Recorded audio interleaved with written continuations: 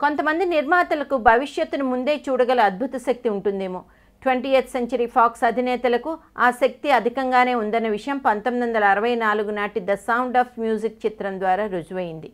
కేవలం 80 లక్షల బడ్జెట్ అంచనాతో ఆరంభమైన ఈ చిత్ర నిర్మాణ వ్యయం క్రమంగా పెరుగుతూ $1,20,00,000 చేరినా నిర్మాతలు పెద్దగా పట్టించుకోలేదు. సినిమా బాగా వస్తున్నప్పుడు ఖర్చు గురించి ఆలోచించడం దేనికి అన్న ఆలోచనలో వాళ్ళు ఉండిపోయారు.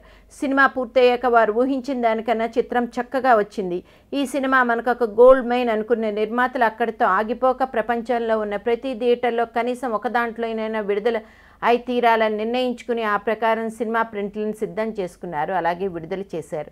వారి విశ్వాసానికి తగినట్లే ఆ చిత్రం ప్రేక్షకులకు ఎంతో నచ్చి నిర్మాతల ముంగిట కనకవర్షం కురిపించింది. అంత క్రితం 25 సంవత్సరాల పాటు మరే చిత్రం బద్దలు కొట్టలేని గాన్ విత్ ద విండ్ చిత్రం కలెక్షన్లు అధిగమిస్తూ ది సౌండ్ ఆఫ్ మ్యూజిక్ కొత్త రికార్డులను సృష్టించింది. అలాగే ఇప్పుడు మన తెలుగులో రాజమౌళి సృష్టించిన బాహుబలి 1 అండ్ బాహుబలి 2 ఇలాగే చరిత్రను సృష్టించింది. సో నిర్మాతలకు ఆ సినిమాపై ఎంత నమ్మకమో అని ఇండస్ట్రీలో ఒక వార్త హల్చల్ చేస్తోంది.